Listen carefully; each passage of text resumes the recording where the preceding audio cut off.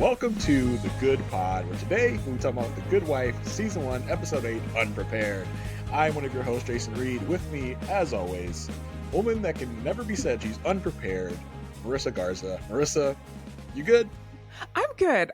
I am prepared, but that doesn't mean I cannot be spontaneous. Like, I just want to put that out there. Like, people can be prepared and then they can also be spontaneous. I love a good plan, but I'm willing to throw the plan out the window if needed. Yeah, I definitely hear that. I can definitely, I definitely know that about. I know that you are like you're ready to pivot at any moment, but you are one of the most prepared people I've ever met. I would have to say, if any of you out there could just see the notes that Marissa puts together every week, you would know that she is one of the most prepared people you've ever met. Well, I just don't want to forget anything. I got to have it in front of me. Hey, as someone that does very little preparation, I very much appreciate it for sure. Yeah, so we're here, Marissa, episode Yeah. 8.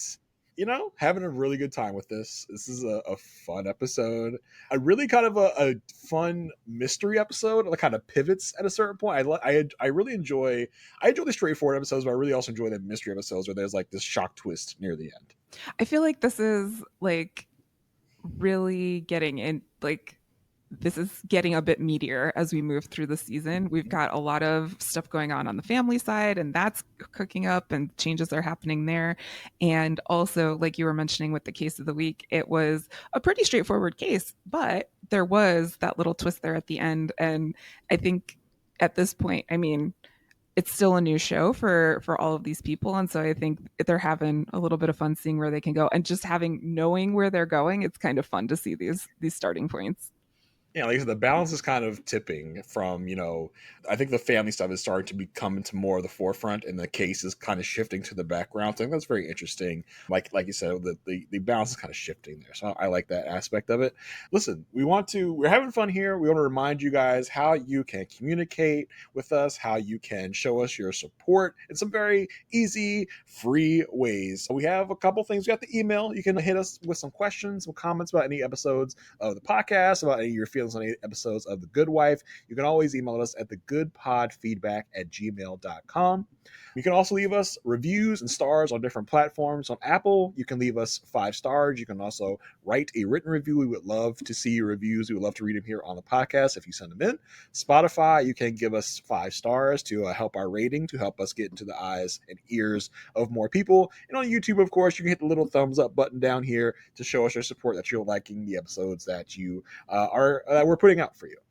So that's all the fun free ways you can help us out. Listen, speaking of helping us out, we got another sponsor. I did reach out. Are really working it, this marketing gig, yo. I reached out to Chicago Polytech. I said, listen, you guys want to say anything on this episode? You're featured very heavily. They said, okay, here's what I want you to do. We want you to talk about our recital hall. We've got a lot of stuff about the recital hall. It says, come to our recital hall for an uninterrupted cultural experience. Or if you just need a good alibi. So listen, I actually, for people like entertainers now, they have this thing where if you come to their shows, you have to put your phones in like these no communication bags where the signal gets like interrupted and scrambled, so you can't I think for comedians it's like so you can't tape their set. So I to know that this recital hall did this, 2009 Yeah. was very interesting. So like you cannot interrupt this performance with your nonsense blueberry ringing. Yeah, they were the Faraday box of 2009. Yeah. So listen, Marissa, I have to give you all the credit for this. You came up with this great idea. Since we were talking about a show from 2009, we Yeah. want to talk about like some of the things that were happening on this date where this episode aired. This episode aired November 17th, 2009. Just some of the things that were happening back then. Some of the headlines that were going around. Oprah Winfrey announced that she would be ending her long-running talk show in 2011, shocking fans and the whole entertainment industry. I think that is interesting because if you were to ask me, like, when did Oprah end her show? I'd have probably said, like, I don't know, 2002, 2003. Does it know that it ended in 2011? I was like, that short a time ago? Like, I honestly just thought it was way longer than that. Well, and also that like this announcement came in 2009. Like, she was so popular, she had to give a 2-year Yeah, notice. She had to yeah. say like, "Hey, I'm winding down here." And I remember that moment. I was like, "What do you mean Oprah's not going to be on TV? It's Oprah Winfrey, Jerry Springer, The Price is Right. Like, there's just like a sick day, like Yeah. schedule that you just have to follow. And like, I don't know what I'm going to do if Oprah's not on TV. I mean, listen, this is a very Chicago-centric podcast, and Oprah is a big Chicago icon, so that Yeah. must have really sent shockwaves in the Chicago world. You know, I guess that would be akin to one of the most popular streaming show announcing that in 2 seasons we're going to be ending, which a lot of shows do. They'll give us that 2 season heads up, like, listen, we're in season 3, season 5, it's probably going to be the end, so look out for it. It's Uh, like the mind is just blanking. Again with the blanking. What's the HBO show about the family that is in the crime that you that's it. Yeah. That's the one. Like when so it's like Succession ended and everyone was like, "Oh my gosh. I don't yeah, know." be prepared, be prepared. Also, in the headline industry and entertainment industry news, Twilight Saga New Moon was about to release in theaters, causing excitement among Twihards. I honestly, I do remember being dragged. I was dragged to just about every Twilight movie by my wife when they came out. What a fun experience. Now, I don't, was New Moon one of the later ones? I think Um, it's the second one. the second one, I forgot which Twilight movie it was, but I was dragged to the Twilight movie, and there was this. I mean, listen, spoilers for a Twilight movie. There was this scene where like all the main characters get horrifically like massacred and attacked and killed, and I was like, and it was a great action moment. I was like, oh my god, this is crazy! I did not know this twist was gonna come, and of course, it's all like a premonition that one of the other characters saw, and it didn't actually happen, causing me to be upset. That was like one of my biggest like rage moments in the theater. I was like, what? That wasn't even real? Like after this crazy twist of like a lot of the characters being taken. It was like the Red Wedding in Game of Thrones. It's like, oh my god, like this is crazy. It's as if the Red Wedding didn't actually happen. And it was just someone imagining it happened. I was like, that is ridiculous. I was mad the rest of the movie. Well, small confession. I've never seen Twilight. Oh, Marissa, people are gonna come after you for I that. know. I Honest, know. I know. It's listen, just I like think it was I like a would. blip. It was a blip. It was the thing that I missed. I'm not saying that I'm never going to see it. It just was a moment in time that I missed. Have I been to Forks, Oregon? Yes, I have. Did I not understand anything that was going on there? You are correct. And also, did they have like bunches of cardboard cutouts of the characters everywhere I turned? Yes, they did. And did the people that I was with want to go to the high school and drive around the parking lot for some reason that I do not know? Absolutely. But I've never watched it. So you just went to Forks to hang out. You were just like, y'all are going, I'm going too. Yeah, That's cool. it was like we were on this like road trip and they were like, "Can we stop in Forks?" And I was like, "Yeah, whatever you guys want to do. I don't care." And then I got to Forks and I was like, "Oh, I misunderstood what's I happening know here. what this is now." Yeah. I don't know, Marissa. If you had asked me before this podcast, is Marissa a A Twihard? Twihard? I probably would have said yeah. Like I don't know. I don't know what about you strikes me as a Twihard fan. I just would have said you're probably into the Twilight books. I will have to test your hypothesis and see. Listen, before you know, we'll check back in a couple weeks and see if you are. You have to at least watch one of the movies. We'll check back in a couple I weeks. am I'll give you a couple weeks to okay. finish your assignment, but we'll check back in with you in a couple weeks. Well, I'm going on vacation, so it's a good vacation, like plane There you go. assignment. There you go. Just some of the movies that were released in 2009. Some of the top movies at the time. The Blind Side was pretty big. Listen, as the Michael Orr was the subject of that movie. Mhm. He ended up coming to Baltimore and being a Baltimore Raven. So at the time this movie came out, that was a big deal. It was like, let's watch this movie about this guy who's going to be playing our team.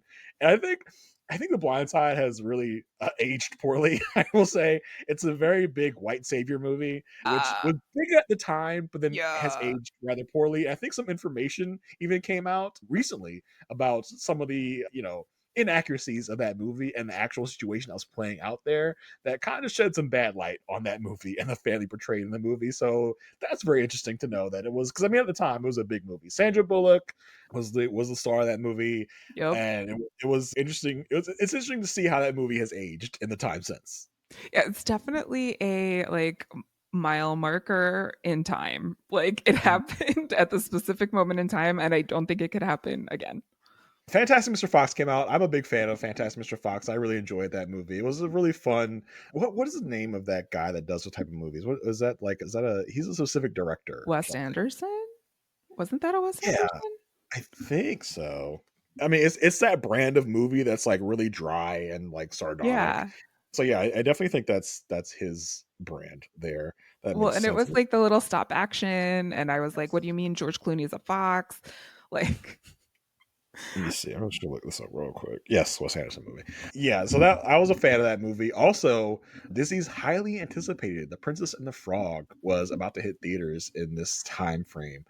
One of the one of the more later era Disney princess movies. I think maybe one of the last like official like hey princess movies. I think Disney after that it's kind of like not it's not all about princesses, but this was like the most recent mhm. era like princess of the Disney princesses. So that was interesting.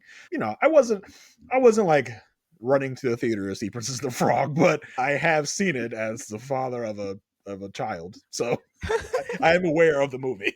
Well, it's an interesting time to bring it back up because at Disney World right now, they just rebranded Splash Mountain to be themed in Princess and the Frog. And so interesting how things come back up, even as Yeah, we're just looking back at 2009. there's a lot of hubbub about that. Yeah, Like, there's a what lot you're of. gonna Mhm. rebrand it to this black princess? Like, okay, well, relax, Yeah, relax. yeah, exactly. You'll still get your beignet. It'll be fine. Yeah, for real. Top TV shows at this time, which I think is very interesting. NCIS was airing on CBS, which I'm sure in 2009, NCIS is in like its 12th season. And guess what, folks? It's still going. NCIS is so from 2009 to 2024, it's still a thing. And a lot of the characters are actually still there, I think. I'm not a big NCIS guy. I do think a lot of the characters have stayed. I think the main guy, Mark Harmon, is gone, but well, actually, But didn't they when I do think like about it, a a lot of them. remembering back or an origin story about Mark Harmon There's or something? there's one coming out. There's a Yeah. NCIS, and I only know this because I pay attention to TV news. Like I don't watch a lot of NCIS, but I do know that there is a prequel series coming out about Mark Harmon's character and how he got his start. So that's interesting. NCIS LA was also airing. Now I did watch NCIS LA because I mean, listen, It's LL Chris Cool J, and come Chris on, O'Donnell, right? Chris O'Donnell, aka Robin. Come on Yeah. now. So I had to watch that. So I did watch NCIS LA for most of its run. I fell off like near the end because it has ended since I think it actually ended last season was its end date. So again, NCIS LA in 2009 didn't end until like 2023. So that's a longevity, folks. CBS had a lot. CBS is the network for long running series, and, and of course we had The Good Wife airing That was at like a time. quite the lineup. You could like NCIS, NCIS, The Good Wife, News, go to bed. Big night, Yeah. big night. Some other pop culture moments that were happening. Lady Gaga was releasing her album The Fame Monster, which would go on to become one of the greatest pop albums of all time. Kind of think Lady Gaga's fallen off since then. I don't She's know. doing her like residency in Vegas, but she also came out and said like, "Hey, you know what's cool? I did 5 shows with COVID." And everyone was kind of like, "What? You did what?" Wow. And she has been like advocating for people who are like that have like autoimmune deficiencies. So she's like, I have autoimmune deficiency and also I did go And I these was spraying COVID on you all when I and I was was singing. like, did you think this through? Oh, you did not. I don't she had her Oscar moment and then that kind Yeah. of, just kind of fell apart. So Yeah. Somebody should take a little well deserved she's hiatus taken to a get her. little, yeah. Yeah. Rihanna also released her album Rated R. Very good Rihanna album. I honestly I know some of her like music albums. I couldn't tell you what songs are on that album, but listen, if it's a Rihanna album, it's gonna be a Yeah, banger. So anything she does is good. yeah. Also, big news: the Muppets in this year released a cover of Bohemian Rhapsody. Now, this got significant like coverage and attention. I remember this because a fun fact about both me and Marissa, we are big Muppet We heads. love the Another thing that we relate on, and I do because listen, in 2009, the Muppets were kind of in like a downswing, right? They weren't big anymore. They were just kind of in the background. And then they released this like cover of Bohemian Rhapsody. It kind of really just blows up. It becomes a really really viral moment. This is 2009 when these like YouTube clips and shorts have just become viral and go crazy. And I actually remember when this came out, and it was such a big thing because it was like, oh my god, yeah. It was people going, the Muppets are a thing. You guys remember the Muppets? They did yeah. something cool. So it was a huge moment for Muppet heads out there, like me and Marissa. I remember like watching it so many times and then like telling my sister Lisa, we have to watch this. Like we have to watch this again. And then we have to watch it. And then I show it to everybody I knew. It was definitely, yeah, before or in the early days of being viral, in the early days of memedom, things like that, they set the bar of those type of videos, and I might just have to look it up after this pod and watch it Oh, again. I 100% will. I'll probably watch it a few dozen times, maybe torture my child with it. I don't know. So yeah, that was very interesting time in 2009 in November. I think it's a really fun segment that we will probably carry on in the next in Just these a episodes we're gonna do, little 'cause it's fun to look back check-in. because yeah, this show in and of itself is like a time capsule, and I think it's fun to see what was going on around in the world at that time. Yeah, and it kind of helps explain the weird technology, especially that we'll see Yeah. in this episode Yes. specifically. 100%. Well, Well, yeah. without further ado, let's get into the case and what we all came here for. Well, I enjoyed our little walk down memory lane, and I Yeah. think it kind of helps Awesome. position us for this episode. So basically, we've got two main things happening in this episode. We've got the case of the Polytech lab arson, and then we've got Peter basically coming out of jail, like coming out of his prison cell back into society, not necessarily as a free man, but like talking to people. Which is Mhm. its own thing. So let's focus on the case that we get all of that out of the way, and then we can dig into the family stuff. So there was an arson at Chicago Polytech lab, and they are thinking that the owner of the lab, or the person who was working in the lab, Ellen, is to blame. She is not necessarily the best person on the stand, and so, but she has a story to tell, and so they don't really know what to do. They don't can't put her on the stand, so they try to beef up the rest of the supporting cast of witnesses to help Ellen's case here, and they put Alicia and Carrie on basically playing good cop, bad cop, playing prosecution and defense. And it gets a little heated. It gets Yeah. a little, I like how they're like we gotta find some lawyers that are adversarial so we can really get the best out of these witnesses. And it's like, who could we do? And it's like, oh yeah, Carrie and Alicia hate each other. Let's do them. yeah. It was one of those like both Will and Diane like look over and they're like, oh, there's our answer right there. Yeah, I'm sure for them it's a good like testing ground to be like who's going to come out on top, Carrie or Alicia, because a running through line of this season is like they're deciding between those two about who's going to be their permanent junior associate. So I think it's a good way for them to also test them and see how they're going to do and who's going to come out on top in that sense. And I think it also like shows just how concentrated Carrie is on just beating Alicia. Like he is showing first of all, he's finally learning how to interrogate and question people, which is great. Great to see that growth. But Well, listen, he's confident in the conference room, but would he be able to do this that's in the fair. court? That's I fair. think Carrie. I think Carrie is he's a big deal in small spaces, but when you get him out into the big public, into the big spotlight in front of a judge, I think he would be maybe he would have some trouble, as we saw a few episodes ago when he was actually had to do some courtroom work. Yeah, I did like when Alicia though pulled him aside and said, "Hey, look, like do not confuse our witness here. Do not switch sides. Let her know when you're going from advisee to actual questioning, and don't do it just to show me up. Like we have a job to do here, which is for the case. Not this is not just all about getting ahead." But I think casting them in these lights as Alicia being being the defendant's attorney and Carrie being the prosecution, like you need somebody to be a dick to someone. It's Cast Carrie Carrie. in that light. He's really good at it. Like he's really good at two things: brown nosing and being a dick. And it's like, so we got our right guy here in this role because he really is tearing apart these witnesses in their little witness preparation seminars or segments or whatever. He really is doing a good job at it, a little bit too good of a job. Alicia's like, dude, like just Just relax. Like, chill. dude, like I know we want to prepare them, but we're not cross-examining them here. This isn't the courtroom. We want to make sure that they're ready. Because I mean the other lawyer might not be as big as Nick as you. So like we have to prepare them for what they're actually going to face. We are both their friends here. We don't want to kind of tear apart their testimony. Well, and they're not even like pros at the basics yet of like just answer the question that's in front of you. So like if you want to get and play with all that like flair and showing off of the lawyer's questioning and stuff, just like let's just make sure they can answer the question they're being asked before we throw in these like more complicated Yeah, techniques that are being shown in the courtroom.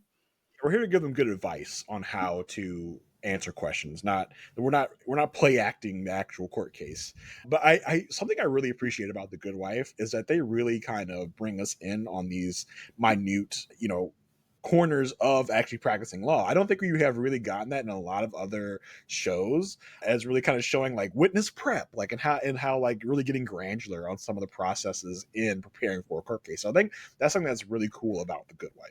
Yeah, I totally agree. And I love how this episode also highlights the fact that you could do all of this prep, but what happens in the courtroom is what matters. And people, there's so many different factors that go into it. Like, I hope to God I'm never called to be on a. I am very bad. As you can tell, I podcast meanderingly. I'm all over the place.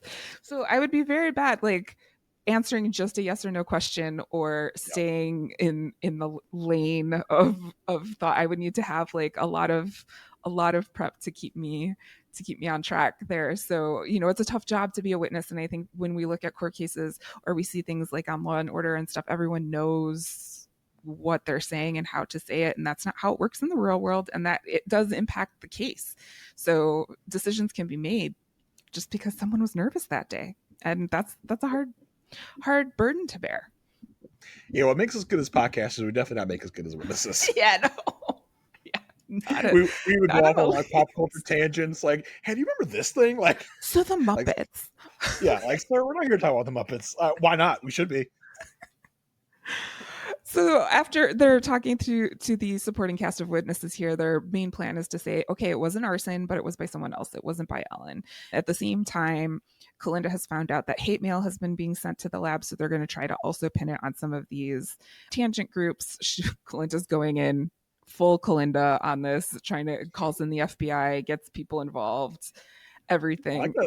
I like the FBI lady she's talking to. Like, I was getting some like, oh, for sure. Like, are you guys more for than just sure colleagues? Like, you guys are like, you got some sparks happening in the Kalinda and this FBI like liaison person that she was talking to. I was like, I think more than just memos being passed between the two of you.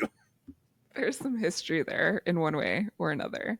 One of the people we are introduced to is Walt. And Jason, you did our guest star research and found out that Walt was played by Matt Servito, who was in Enchanted and Sopranos. I can't remember him in Enchanted. I also haven't watched The Sopranos. Oh my God. Neither have I. I've watched The Sopranos. That's one of those like TV shows where like I'm ashamed to say that I know. I'm like, also The Wire. I've never watched The Wire either. Don't tell anybody. Well, we could do first watches of that. As a Baltimorean, I cannot admit out in public that I haven't watched The Wire, but I will say it here on this podcast.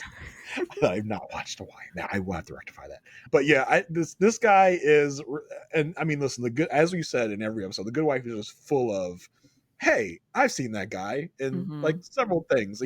All these people are just like one off, like they were in one episode of a show you watch and you remember them. This guy is also in that category.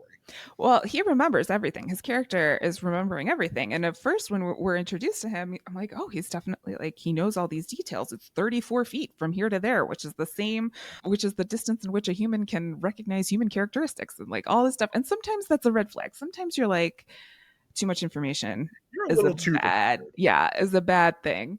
In this case, though, at least at first glance, Walt seems like he knows his things. His whole story here is that he was at the concert. He arrived at the concert. He went out to go to make a phone call, saw Ellen on the track. Therefore, she could not have been in the lab to basically burn it. At the same time, we meet Mary. Mary's like a pretty okay witness. Like, I don't think, but her whole thing was just like, on the timeline of saying like when Mary left the lab and it was like 7, exactly 7 or at like 7:01. Yeah, Mary's just not confident in her answers. Yeah. She's not confident in what she has seen and what she's done. And it's like, and they try to explain to her, like, listen, you can't have all these kind of, sitting on the fence answers. Maybe this, I think I may. We can't use like words like I think. You have to be confident in knowing what you know. And she just kind of really falls apart once she gets into the actual questioning in the court case. Just like the lawyer on the other side immediately just like rips her apart by like saying, I think I saw them at this time. Like, oh, you think, so you don't know for sure. So this could have happened. She could have come in when you didn't see it. And she really just turns Mary around when she's actually testifying. Yeah. I I think that's also like really great corporate advice. Anytime you're writing something and you put the word I think, just delete it. Like Yeah, just, and I mean, listen, it's also like good like therapy speak. It's yes, agreed. like Uh, let's not use a lot of I statements. yes. Let's think of it from different perspectives. Like, it's so interesting how those words get portrayed in different circumstances. But yeah, she's very like Mary's good, like good, very personable. It's just the way that she's phrasing her stuff is not great. Right. And this is when we see a little bit of mentorship by Diane here. She says to our good Alicia and Carrie, newbies, you're not handed the perfect witness, you make the perfect witness. So their new strategy is to go back to Walt after learning that he embellished that he like had won some award and was sitting next to Ellen during the award ceremony when he really just wrote 3 paragraphs in a magazine. So That really kind he, of tracks and be like, Walt is not everything he seems to be. Like yeah, there's something going on with Walt. Like he's something shady with this guy. He really kind of overstates his accomplishments. yeah, and so they want to like dive into his alibi a little bit. At the same time, Kalinda and purchase orders. You do not want those two things to come together because she will always find out where you got the toner from, like no matter what. She's like, they ordered this very specific and rare toner and it was distributed to all of these departments. And so we found out that some of the letters, the hate mail letters, were written from within the Chicago Polytech universe. Yeah, dude, that's crazy. That's crazy. Like, you don't want Clinda on your ass because she will go to the ends of the earth to figure out some ish you did, and she will dig up stuff that you hadn't even thought about, like some freaking toner. So that just shows the ability that Kalinda is working with. Yes. And so Alicia and Carrie go to Chicago Polytech and try to like work out Walt's alibi here, knowing that he's an embellisher. Like, was he really 34 feet? Could they see the track? All of this stuff. And while they're there, they have like no bars. So it's an important piece of the puzzle. But then in the middle of this, okay, product placement used to be real bad. And this is like one of the examples of how it was because they're standing outside and they're like, and all of a sudden Carrie's like, do you have a navigation system? Oh Alicia's my like, goodness. uh-uh, plop, plop. Oh, Alicia, does your luxury Buick vehicle have a navigation package? Oh my God. Yes, Carrie. Look at how accurate it is. You can see all the streets on this Buick navigation system. Oh my gosh. It's so crystal clear and so great. Like, And you just, and when you also see the Buick you need to emblem come up have, on the screen, it's like, oh my gosh. Like, it's yeah, product placement at the max. and you need to have like cell service or at least some sort of signal to get the um navigation system to be working. So that's when they also figure out that like, well, couldn't have called his mom from outside because no one was making phone calls, nobody could get in there. And Carrie like very proudly solves the case inside of the luxury Buick vehicle. It was very Yeah. funny.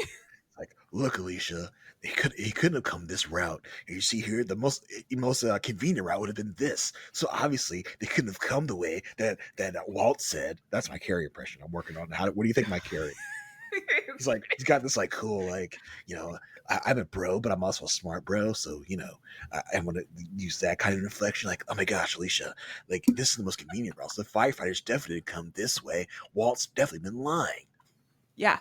I mean, is Yeah. Carrie in the room with us? I think he's here. Yeah, Matt Chuckery, whatever the heck his name Yeah. is. Yeah. But and also listen, a glow up for Carrie in this episode. His haircut was a lot better. It's Yes. it's the Carrie that the Rachel like people like Yeah. Jennifer Aniston like I'm gonna get the Rachel. There is a specific hairstyle that Carrie's known for, and in the first like 7 episodes, that wasn't it. It was very messy. This one is more coiffed. Like Carrie did a better the hair department did a better job on Carrie's hair in these upcoming episodes. Like he So talked to Harvey from Suits. Like he was like, "Hey, this is how you do things." yeah, Um, so yeah, I really, I mean, this is more of Alicia and Carrie at this point being like investigators on par with Kalinda. Like it's crazy how they actually are solving this case themselves in a way. I mean, of course, Kalinda came in with the false hate letter notes, but well, yeah, but then like Alicia's next call after Carrie has his breakthrough is, "Hey, Kalinda, what toner does the physics department use?" And she's able to say, everybody. So they take this back to the firm, and the strategy now is to just basically like get Walt on the stand and corner him into either admitting that he did this or put it in some way where it's completely undeniable that Ellen did not commit arson here. And we get like a classic Diane takedown. It's like, tell me, what time did you arrive at the recital? I was there at 8:30 when the doors opened. And what about this? And why would the fire department take this road instead of that? Well, they could take any road they want. You should probably ask them. I did ask them. It was a very Yeah, just classic like law show back and forth to really get there. yeah, just leading him right into the trap. Like, come on, just come Yeah. on this way. Like, nothing's gonna happen to you. Like, and then like, bam, got you. Like, 'cause I mean, at every turn, it's like, yeah, I got there at 8:30. Like, what'd you intermission? It's like, oh, I went to the bathroom intermission. Well, guess what, buddy? There was no intermission. So, you Boom. know, boom, gotcha, burned you. You've been burned. So yeah, I thought it was like, I thought at the end, by the end of it, he was just kind of like, I don't know. I think I would have liked for him to like, we don't see the actual admission that he set the fire, but Diane does kind of, insinuate that he set the fire in order to keep Ellen at Chicago Polytech because I think our guy Walt's got a little bit of a crush Little on Ellen crush. and he wants her to stay there with him. So he set her research on fire in Yeah. order for her to stay there. Not And what he recommended. yeah, no, what he didn't anticipate was that Ellen would get blamed for it and be having to be, defend herself on the stand. So he came up with this different alibi that he saw her there. Walt, if it wasn't for those crazy kids, Kalinda, Alicia, and Will, Walt might have gotten away with this. Well, and I have to say, Walt did a lot of work to avoid just having a conversation. And like it shows how scary those conversations can be. I'm not saying I advocate for like doing anything at the lengths at which he did. But I was like, this could have been solved with a like, hey, Alicia, I like sitting next to you for the 2 seconds we sat next to you at this gala. I mean, Walt seems like a creeper that did try That's a and hit little on creep. Ellen, and she probably wasn't like, reciprocating the That's fair. feelings. So he's like, "Well, if I can't have you this way, I'll make you stay with me, through other means." Walt seemed like a little bit of a creep, so I would be surprised if he thought, Ellen should be with me because I have such great accomplishments. Because we all know Walt, will talk you to death about his accomplishments, whether they are real accomplishments or not. So he doesn't came across as like why wouldn't you want to be with me? I'm this great of a guy, but I'll make you stay. So what was interesting. It was an interesting case. It was an interesting mystery, but as we said, it feels like the family stuff really took precedence in this episode. Yeah, while all this was going on, we had the emergence of Peter. I really don't like him. Like, he's really not my favorite person on the show. We start Well, the first I on think that's design. on I purpose. know, I think I that's on know. purpose. I just like, I still, after all these years, do not like this man. Like, I know what happens. But And that's I'm just that's like, Chris oh, Noth's that's Chris Noth's thing though. Like, except for his Law and Order role, which even that, yeah. kind of like, you're not great. Like, I mean, Big and Sex and the City, you're not really supposed to like that guy. Peter, Good Wife, not really supposed to like that guy. So he has that face of like he's just got kind of a face you Well, want to hit. and he changes his voice. The first time we see him in this episode, he's giving an interview to people, and I'm like, who is this man? What is he talking about? He's pulling out all of these, like, well, my dad always said if you get a second chance, then don't ruin that one. And I was like, what? Who are you? He Yeah, really knows how to turn on the charm. This is why well, this that's man is politics. a politician. Exactly. Yeah, And yeah, that's I think politics he's for you. pulling like he was even doing like the Bill Clinton hand, like thumb in the fist thing Oh, somebody else that does was that, but happening. I don't want to say who. Listen, Marissa, fun fact: this is not my real voice either. This is my podcast voice. Oh wow. Yeah, my real voice is like this, Jeez. but I don't do that on podcasts because it's kind of weird. So I just use this voice Oh for well, podcast. thank you. Thank you for being so considerate. Yeah. So Uh, I mean, I'm not a politician, but I do realize I need to change up my voice for professional reasons. well, so nice. So Peter, yeah, is doing this interview in a conference room because all of a sudden he doesn't have to be in jail every day. He can just be in this fancy conference room all of the Yeah, that time. was a real change, wasn't it? Like all of a sudden we took Peter out of jail and now he's just hanging out in the in the courtrooms. Was it so how familiar are you with the morning show rotation of CBS? Was this an actual CBS. No, I didn't recognize him. So I can't remember. He doesn't seem like a local Chicago person. Do you know if he was anywhere else? So I did look it up. That is Russ Mitchell. He was with CBS News Sunday Morning with Jane Pauley. He is a big CBS News guy. So that does track. Of course, they cannot. They have to, you know, prop up their big CBS News shows. Synergy. It's Whenever we see synergy. anything on The Good Wife, it's got to be CBS affiliated. So this was in the world of The Good Wife actually going to come on the big CBS News show nationally. So it wasn't just a Chicago thing. So this was an actual big deal interview that Peter was doing.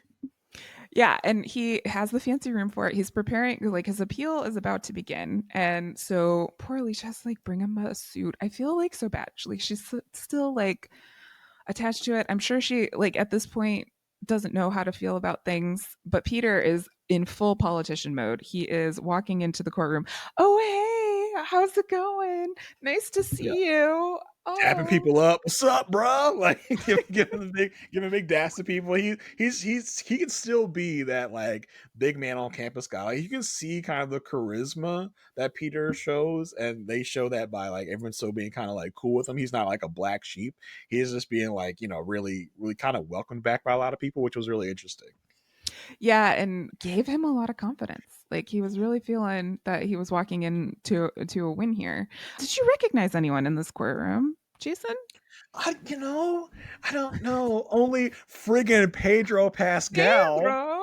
A baby Oh, faced Pedro Pascal at that. I mean, I was like, is that, oh my God, like, is that Pedro? And of course, listen, if you don't know who Pedro Pascal is, where you been? Have you not watched TV in the last 5, 6, 10 years? 10 years. Like, Yeah. dude. So I mean, listen, Pedro Pascal, who's literally like in everything. Big for I mean the big he was like, if it's a hit prestige show, Pedro was not only in it, but starring in it. The Mandalorian, who honestly, we don't see him a lot in The Mandalorian. We hear him a We lot in hear The him a lot. Mandalorian. Yeah. The Last of Us.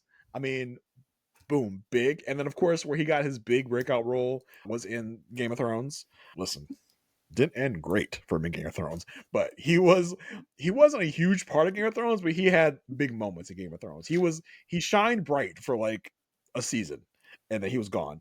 And now he's just kind of like he's But going he to be made an friggin' impact. He made an impact. definitely he's going to be friggin' Reed Richards, okay, in the new Fantastic And Four movie. he's in Gladiator Dose.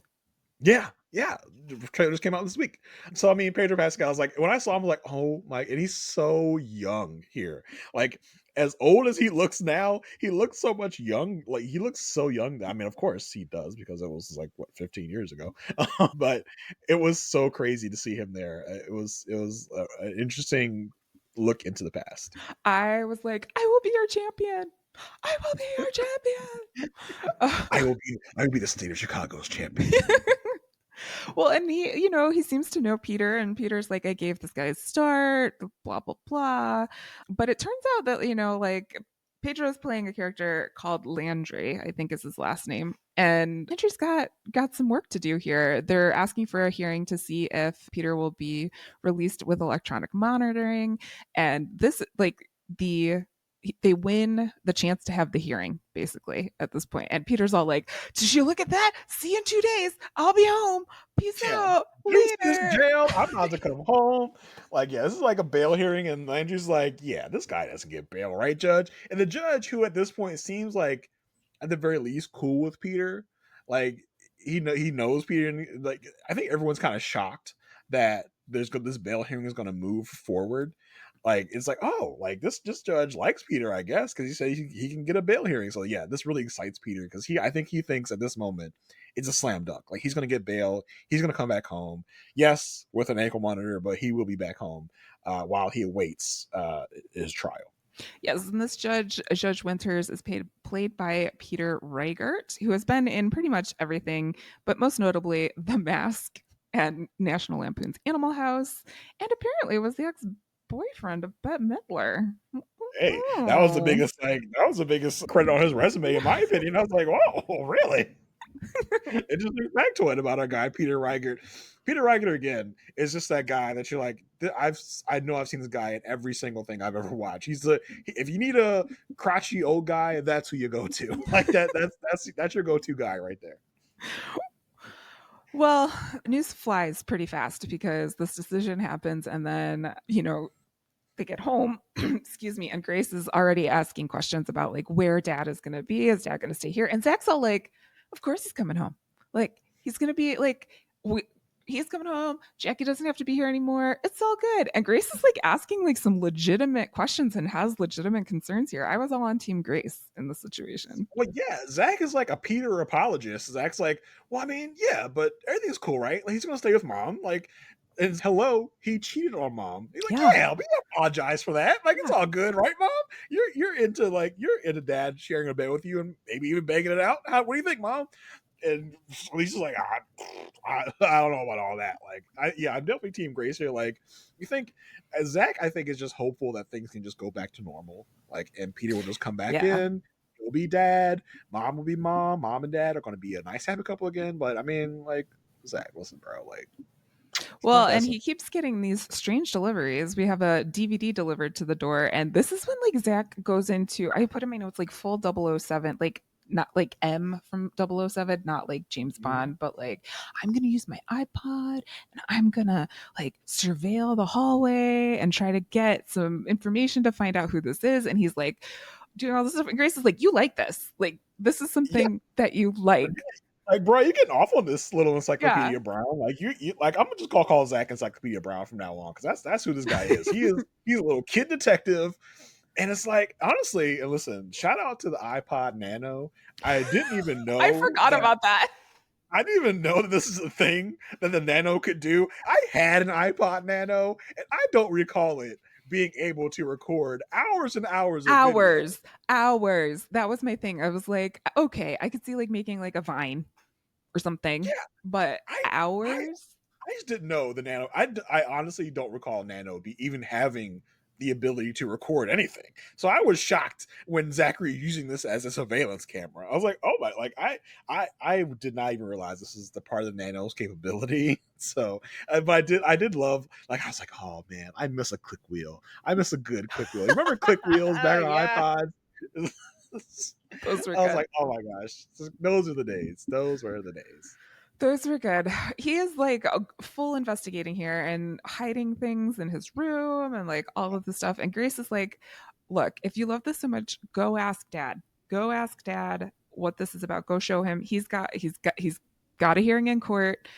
Go do that. There's a little tiny issue though. The fact that Alicia has been called to testify the same day that Zach is like, or Grace is like, Zach, go to court and talk to dad. So Alicia's got to take the stand, and at the same time, keeping in mind everything that's going on in the case of the week, like the topic here is witness prep, and how good of a witness do we think Alicia's going to be? Yeah, that turncoat Daniel, who aka Joe Morton, who's always a bad guy, as we discussed that episode prior, is basically doing to Alicia what Alicia's been doing to all of her witnesses. Like, well, and I like Daniel's like, now listen, anyone in your position has some little ambivalence here. We just gotta make sure that you take the bass out your voice when talking about Peter. Basically, like, we need you to be the good wife. Like, stay in that lane. Basically, you want to see Peter come back home. You have no problem with Peter coming back home. That's what you need to point out. And we don't need any snark. We don't need any sarcasticness. Just keep it cute. Basically, keep it cute, Alicia, when talking about Peter and him coming home. Yeah, and he like says to her, the truth is the truth, but it can often sound truer. Mm-hmm. And I was like, okay, I know you're always a bad guy, but that was a good line. Like, I was like, that was pretty good. Well, listen, the truth in and of itself is pretty damning. So, like, take the truth, but like make it sound better than it actually is, Alicia. Well, Alicia gets on the stand and she's in control the entire time. Like, Pedro's doing his best. He's trying to, like, he's asking really inappropriate questions like, hey, so where will your husband sleep when he comes home? Are you going to sleep in the same bed with him after everything he does and all of this stuff? And she's like, that is not the question here.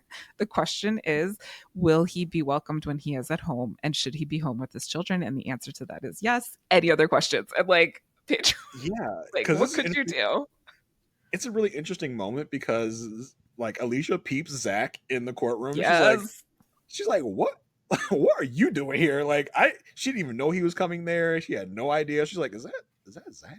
And so like we got some feedback like the other episode from Adam Kellogg talking about the fact that Alicia seems really subdued a lot of time, and this is one of those moments where Alicia comes out of like her shell. It's like, hey, like as Pedro Pascal starts getting into you really want Peter back home? Like he was cheating on you with call girls. He was unfaithful to you. So didn't and like Pedro brings up, didn't you see a divorce lawyer? Yeah. So is Peter really welcome back? So as Pedro's getting, I'm just gonna keep calling Pedro. As Pedro keeps getting into this, Alicia's like, hey, my dude, my bro, my son is here. So like, chill out with all the like really personal stuff. Like, calm it down because Pedro's trying to be like, so you and Peter gonna stay in the same bed? Like, is that what's going Have you on? Like, ruled out divorce? Is that even on yeah, the table?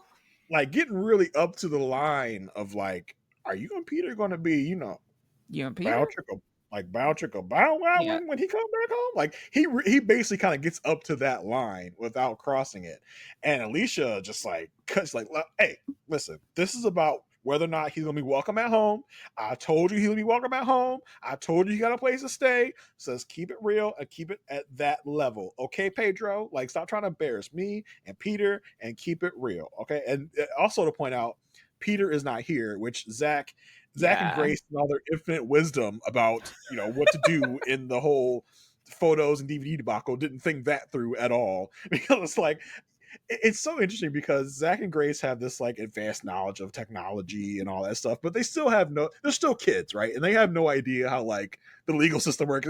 They think it's as easy as like, yeah, just go show dad at court. Like that's simple, right? Like, Like, it's take your kid to work day and just like yeah, like walk right in. It's fine. it's not that easy. It's not that simple. So as much as they think they are up on their stuff, they still don't really understand a lot of like, what's going on here and the minute processes of it. Yeah, and I liked how Alicia kind of responded to Zach afterwards of like, if you would have just asked me, I would have told you. Like, I would have told you that dad wasn't going to be here. I would have brought you if you wanted to. Like, you have to trust me and tell me things. And what does Zach do with that information while he's sitting there with an envelope full of pictures of his dad doing drugs and with prostitutes and a DVD? He's like, yeah, that's nothing. It's fine. This is homework. So you brought homework in a Yep. unmarked envelope. Like, I mean, listen, Alicia Alicia does the parent thing of like, I'm not going to push. Like, I know that's probably not homework. I think if Alicia had any inkling of what that was, I think Alicia should have been a little more pushy, being like, okay, so let me see it then. Because Yeah. why are you here bringing some random papers to your dad in court? Like, I think if the parent in me would have been like, no, I need to see what's in that packet because Well, this but is he weird.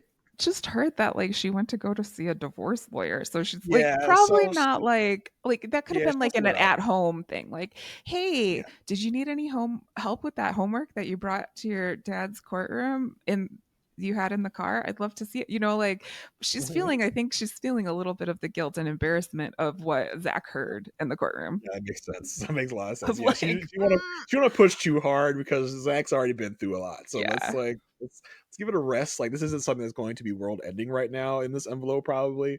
But I think if she had any idea, like she would have been like, Oh, maybe I need to see that.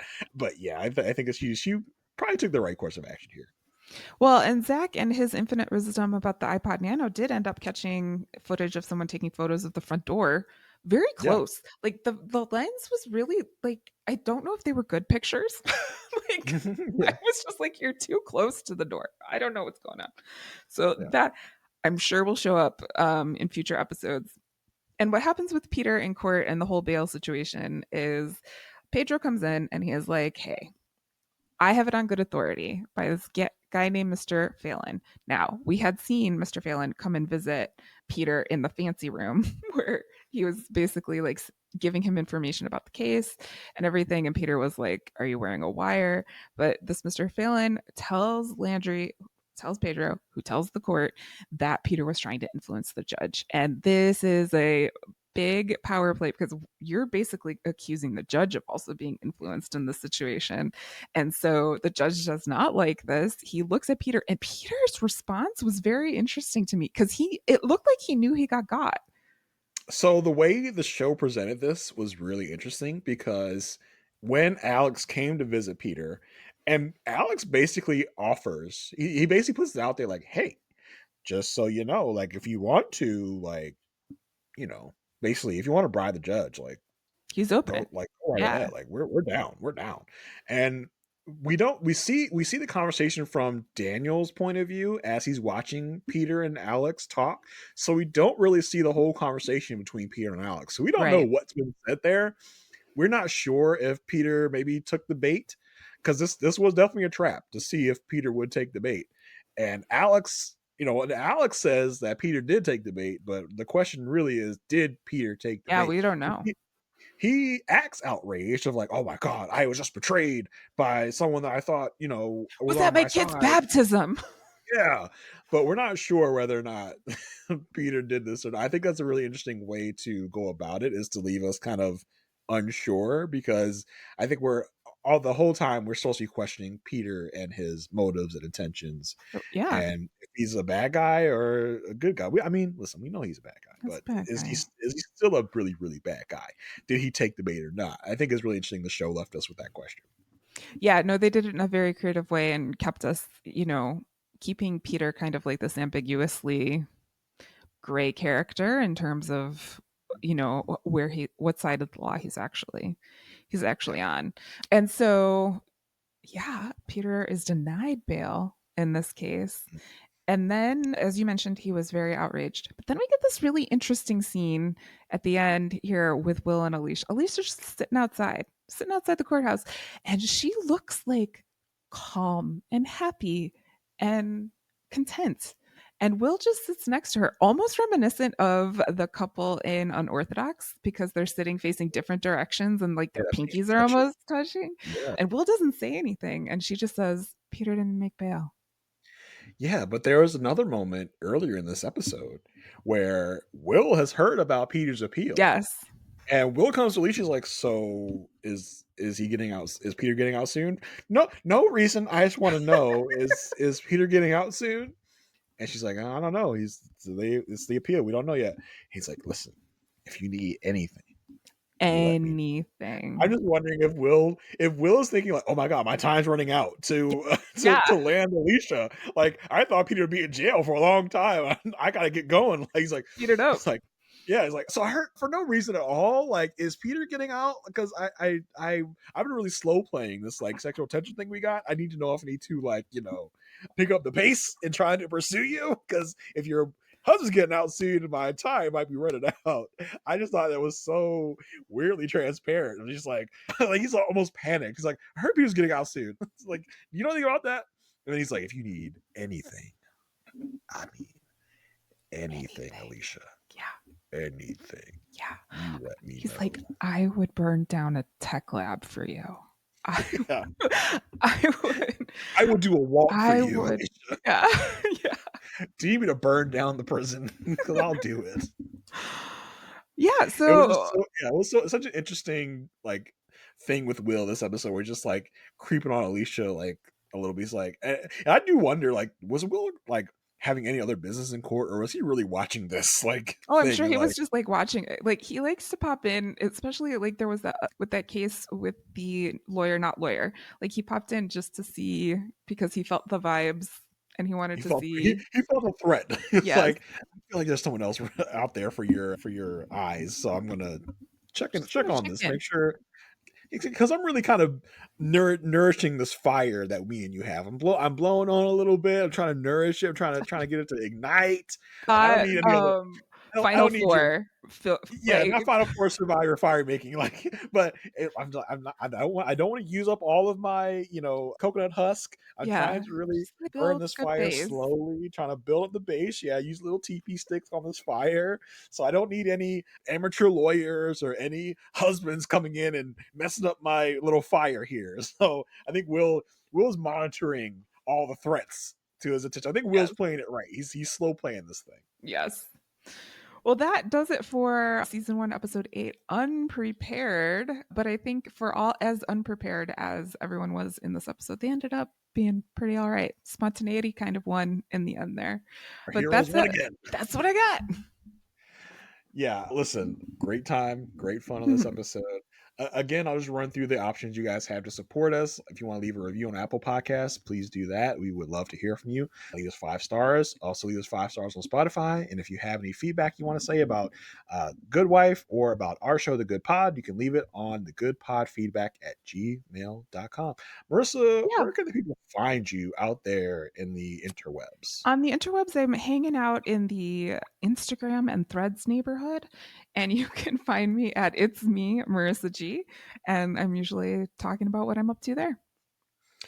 Yeah, and listen, I'm still on the garbage fire that is X/Twitter. You can find me there at JAYR1085.